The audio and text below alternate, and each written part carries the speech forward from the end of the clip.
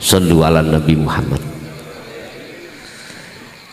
Percaya gak percaya bukan urusanku. Aku cuman menyampaikan saja. Ingat, manusia Allah kasih dua mata, satu mata jasmani, dua mata rohani. Mata jasmani kita Allah ciptakan untuk melihat sesama makhluk, sehingga disebut hablum minan nas. Ajaran iku ajaran syariat. Yang kedua, Allah kasih ainul basyirah, matanya ruhaniyah kita. Orang Jawa mengatakan meripating ati. Allah kasih mata itu khusus untuk bermusyahadah, khusus untuk bersaksi, khusus untuk melihat, khusus untuk bertemu hanya pada Allah. Yang kumaksud Allah di sini bila ismin, bukan nama, tetapi yang memiliki nama. Bismillahirrahmanirrahim, dengan menyebut nama Allah. Innallaha rabbi wa rabbukum, innallaha huwa rabbi wa rabbukum fa'budu hadza siratum mustaqim. He wong Islam, pangeranmu jenenge Gusti Allah. Allah pangeranmu. Fa'budu, bersyuhudlah kau, bersaksilah kau, melihatlah kau, berimanlah kau hanya kepadanya. Fa'budu, dengan cara begini itulah hadza siratum mustaqim, jalan yang lurus. Yes. Memang ngajinya tidak seperti biasanya Pak, pada umumnya. Dulu ngaji babakan ini terkesan ditutup-tutupi, nggih mboten? Tentang hakikat makrifat ditutup rapat. Para masyayikh, mengapa demikian? Karena beliau punya prinsip keseimbangan di dalam tengah masyarakat, biar tidak menjadikan fitnah, maka boleh dikaji di tempat khusus. Itu pun kita mendapatkannya bertaklim dulu itu adalah mendapatkan bil kinayah, bil isyarah, dengan isyarah. Akhirnya jenengan bingung, gimana? Bingung. Sama, saya 76 juga begitu. Tahun 76 abah oleh mejang niku nggih kados ngoten niku. Bingungno wong. Tapi memang dengan begitu tidak akan muncul fitnah. Lah sekarang sudah masuk tahun 2014. Mulai saat itu digelar 2014.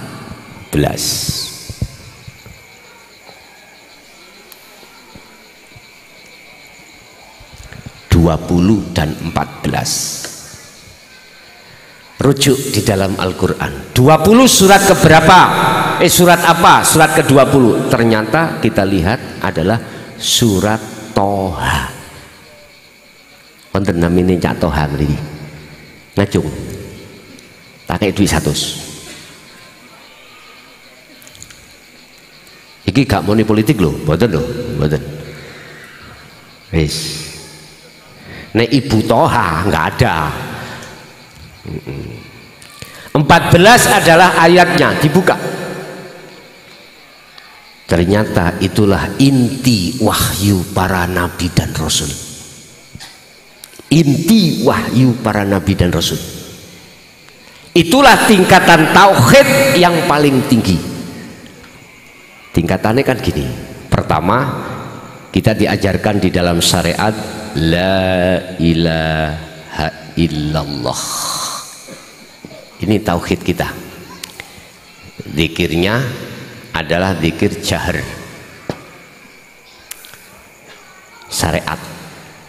Minggah kelas di thariqah, zikirnya la ilaha illa huwa. Muncul zikir sirri, Ada yang mengatakan para mursyid itu dzikir khafi, dzikir nafas, macam-macam. Monggo kerso. Yang ketiga, di dalam Al-Quran tahapan ketiga kita dididik tauhid, la ilaha illa anta. Ini di dalam hakikat. Akhirnya munculnya lah zikir sirul asror. Dibuka di dalam Al-Quranul Qadim ketemu hamana iki. Ini ada 3 tahap: su'aul basyiroh, wa ainul basyiroh, wa hakul basyiroh. Cara Jawa nih zikir iki wis gak diucap, tapi pertama dirasa. Rasa itu bahasa Jawa, Qur'annya adalah imanul haq. Setelah selesai zikir ini, tauhid ini, yang terakhir adalah la ilaha illa ana. Inilah muncul zikir fana'ud dzikri.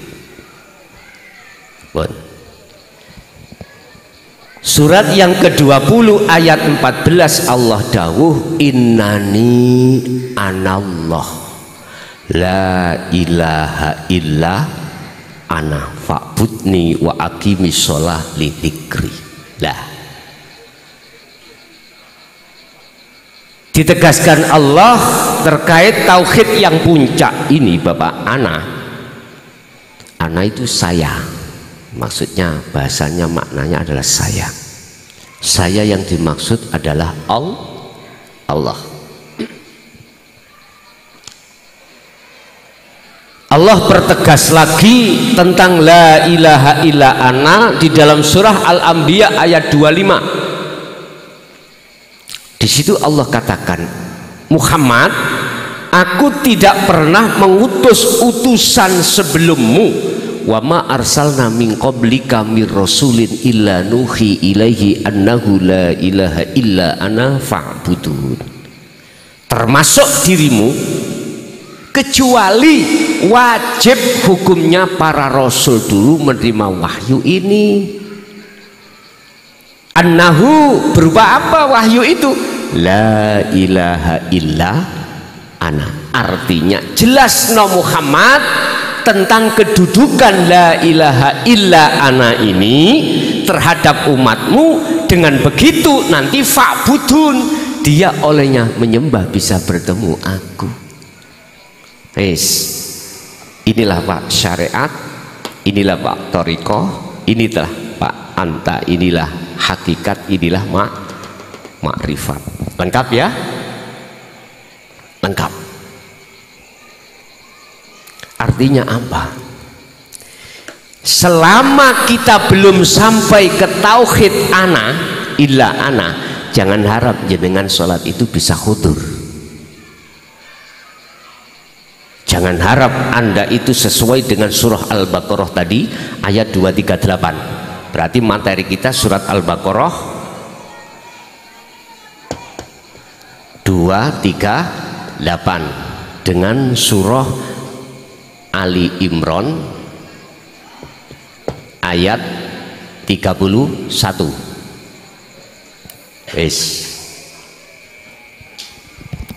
Saya ulang, siapapun kita, apapun status kita, apapun, jikalau ruhaniyah sampai niku belum sampai ke tauhid la ilaha illa ana pengajarannya dan pengamalannya, maka jangan harap kita waktu sholat bisa khudur pada Allah. Jangan harap. Al-Baqarah 238 Allah katakan, hafidu dong reksa sira kabeh. Rekson, jaga. Jaga apa? Alas sholawah ay al maktubah, ing ngatasé pira-pira salat sing diwajibno, maksudi berarti 5 waktu. Ini trapnya Pak, salate jasmani sampean, ruhani belum. As-sholatu ay ad-du'a. Ay ad-du'a adalah ud'uni, menghadap kepada Allah. Jasmani kita memang secara syariat melakukan sholat. Hujjah dalile ya ini tadi. Kok 34 sih? 38. Ini kok jadi ramesi rek. 38.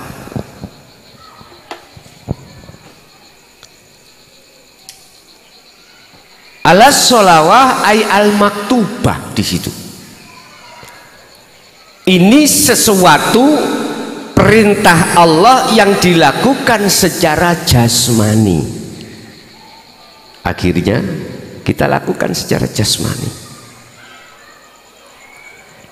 Ilmunya cara sholat secara jasmani sudah diterangkan di dalam fikih atau di dalam hadis atau di dalam kitab-kitab yang lain.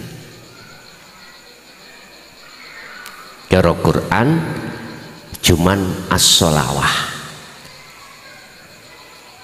Akhirnya disarah, ditafsir bagaimana caranya kita waktu berdiri membaca apa, rukuk membaca apa, sujud membaca apa, itu kan sudah ditetapkan di dalam hukum syar'i. Udah. Tapi umat lupa sholatnya ruh ini. Padahal ayatnya wassolatil wusto. Loh ini Pak. Itu nggak ada wakaf, langsung disambung wawu ataf. Wassolatil wusto, dan jagalah sholat tengah. Wusto itu tengah Pak. Berarti maknanya ini al-wusto secara hakikat adalah sholat yang dilakukan oleh ruhaniyah kita. Ini kalau ilmu sejati disebut sholat daim. Ada Bapak yang pernah belajar ilmu sejati? Ilmu sangkan paraning dumadi loh Pak. Ilmu Jawa itu Pak. Udah benar. Ini sholat yang dilakukan oleh ruhaniyah. Nah, ilmune iku syariat, nama sholat iku thariqah. Hakikat tujuan kita sholat itu kemana? Hanya satu, liqa illah, bertemu Allah. Allah itu nggak jauh Pak. Idza sa'alaka ibadi Muhammad, tatkala hambaku bertanya tentang diriku, jawablah fa inni qoribun, sesungguhnya aku ikut dekat. Dekat ning rasenggolan. Dekat wa nahnu aqrabu ilaihi min hablil warid, saking dekate, lebih dekat daripada urat leher atau urat nadi Pak. Berhubung meripate ati sampeyan kali kula yang disebut basiroh ini, ainul basiroh, masih terhijabi, tertutup oleh sesuatu, maka walaupun Allah dekat, kita tidak pernah tahu. Udah logis? Oke. Saya logikakan secara fisik. Tolong nanti setelah ngaji ini semua jamaah pulango dengan keadaan mata tertutup, entah sama tutupi sarung, pokoknya tutup ono. Walaupun mata kita itu adalah melek, tutupi sesuatu sampai di rumah. Kalau saya tidak mau mencoba Pak, karena saya percaya pasti aku akan tersesat, nggak nyampak di rumah gak nyampe di rumah tapi nyampe di got. Ada yang nabrak tembok, lah gitu. Udahlah kalau nggak percaya tolong. Sama dengan ruhaniyah kita ketika wa inna ilaihi rajiun, lebih-lebih sebelum kita kembali kepada Allah, ketika kita sholat masih hidup di dunia ini, coba nggak akan pernah tahu bagaimana Allah yang sebenarnya itu. Padahal di dalam kitab Hikam Allah katakan, Syekh Ibnu Athaillah katakan, Allah itu dengan sengaja mengenalkan dirinya terhadap kita lewat nurullah. Apa nurullah itu? Nurullah itu cahayanya Allah, yaitu dunya saisini. Ini disebut nurullah. Berhubung kita melihatnya nurnya, makhluknya melihat yang diciptakannya, contoh ayat tadi, maka mata hati kita tidak akan pernah bisa melihat sesungguhnya Allah subhanahu wa ta'ala itu yang mana. Nggak percaya? Besok jam 12 siang sampai berdiri di tengah ratan atau di tengah jalan, pandang itu matahari, pandang itu matahari. Anda berhubung melihat cahayanya tidak akan pernah tahu wujudnya matahari.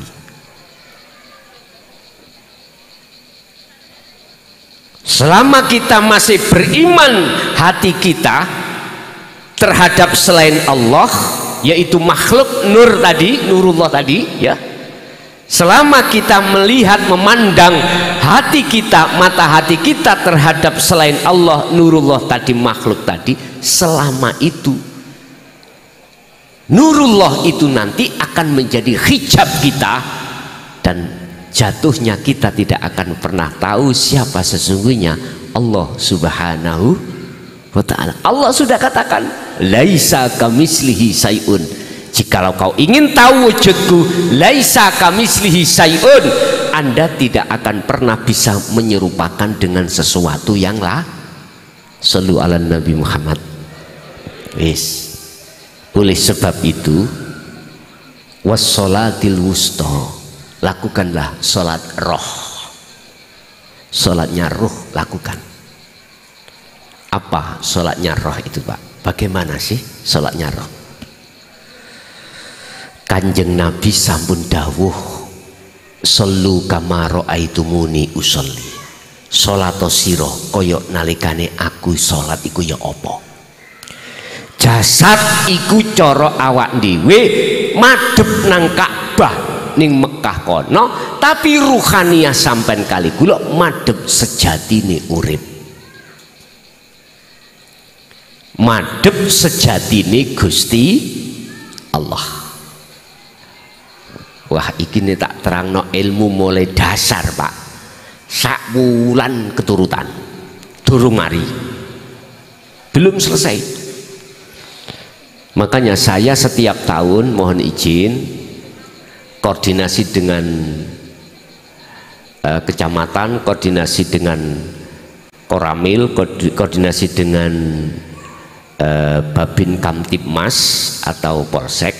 Setiap tahun jatuhnya di bulan Sasi Ramadan, dengan 3 pilar ini kami mendidik umat tentang dasar tauhid. Ini sejak mulai tahun 2008 sampai detik ini, khusus bagi kita umat pemula, pengen tahu, pengen kenal, pengen sholati khusyuk. Dan kami pun didukung oleh MUI Mojokerto.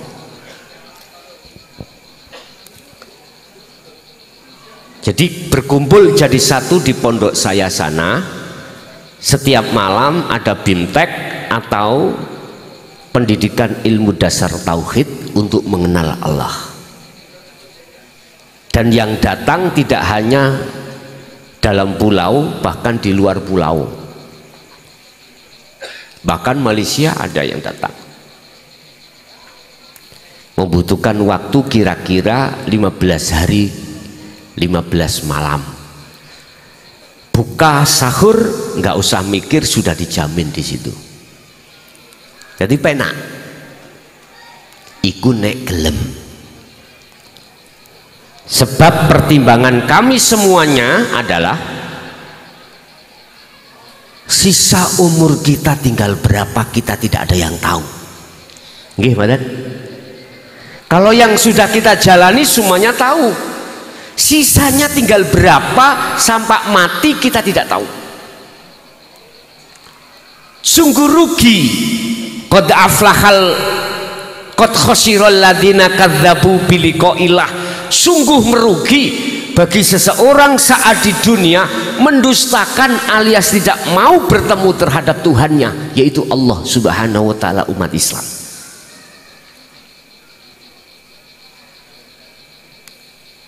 Ini makanya siapapun saya tampung. Tempatnya memang terbatas, Pak, tapi saya punya lapangan. Gak kumanan kamar, yo tidur di lapangan, yo bikin tenda gitu. Kalau fisik bangunannya terbatas. Sudah berapa puluh tahun ini? Sudah sekitar 16 tahun. Setiap tahun semuanya dijamin fasilitas oleh Allah.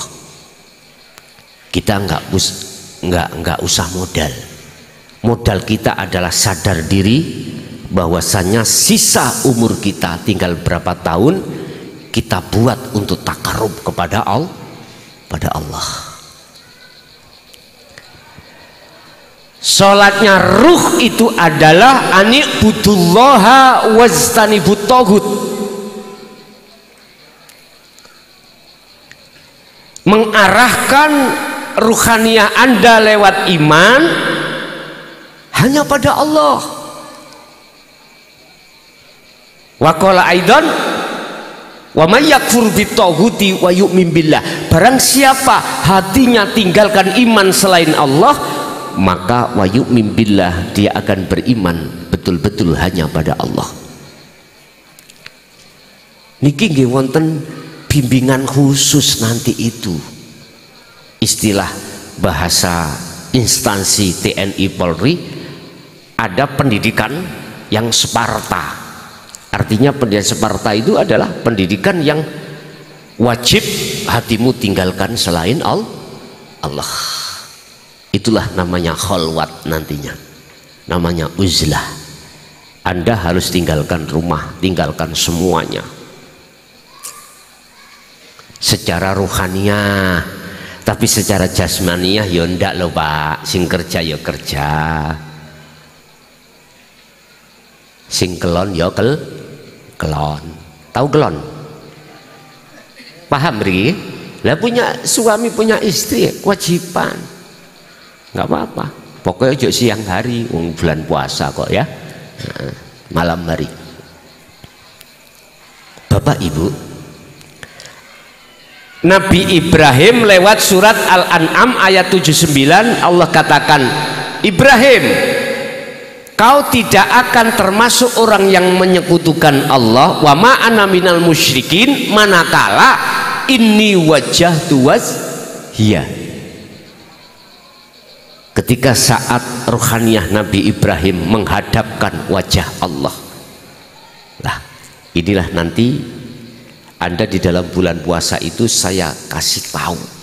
Jadi apa secara khusus, secara pendidikan, secara pemantapan seperti ini. Kalau saya terangkan di umum seperti ini nggak bisa Pak. Apa alasannya? Satu, jenengan ini masih ada kerjaan, kesibukan yang lain. Paling enggak saya 1 jam cukup. Secara detail aja. Enggak saya terangkan sampai dari ujung kaki sampai ujung rambut. Enggak cukup waktunya Pak ya, enggak cukup.